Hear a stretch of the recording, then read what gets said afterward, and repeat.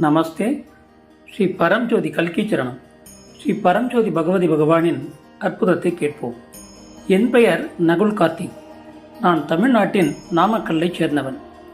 நேமத்தில் நடைபெற்ற இளைஞர் வர யஜ்ஞத்தில் கலந்து கொள்ளும் பாக்கியம் எனக்கு கிடைத்தது.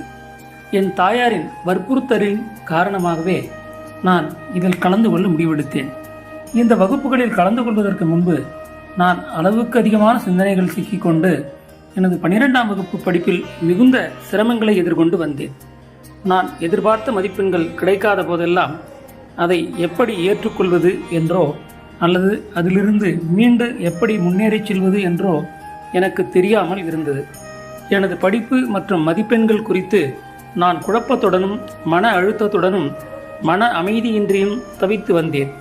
இளைஞர் வரயஜ்ஞ வகுப்புகளின் போது குறுகிய கால மற்றும் நீண்டகால இலக்குகளை அமைத்துக் கொள்வதன் மூலம் நமது தொழில் வாழ்க்கையில் வெற்றியை அடைவது எப்படி என்பது குறித்து எங்களுக்கு மிக அழகாக வழிகாட்டப்பட்டது. நமது இலக்குகளின் மீது எவ்வாறு கவனத்தை சிதறவிடாமல் வைத்திருப்பது என்பதையும் தெளிவுடனும் சரியான கண்ணோட்டத்துடனும் அந்த இலக்குகளை நோக்கி எவ்வாறு பயணிப்பது என்பதை பற்றியும் தாசாஜி விளக்கினார்.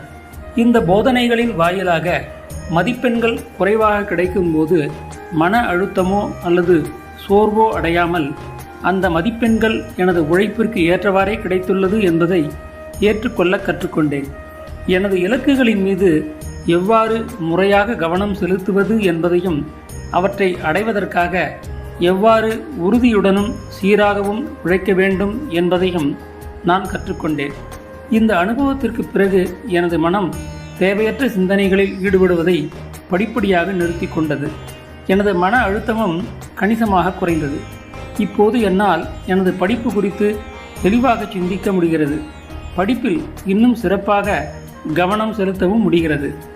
எல்லாவற்றிற்கும் மேலாக நான் எதிர்பார்த்தது போல ஏதேனும் ஒரு விஷயம் நடைபெறாவிட்டாலும் இப்போது என்னால் அதை அமைதியுடன் ஏற்றுக்கொண்டு மன அமைதியை இழக்காமல் நம்பிக்கையுடன் முன்னோக்கி செல்ல முடிகிறது. இது எனது வாழ்க்கையில் ஏற்பட்ட ஒரு மிகப்பெரிய மாற்றமாகும்.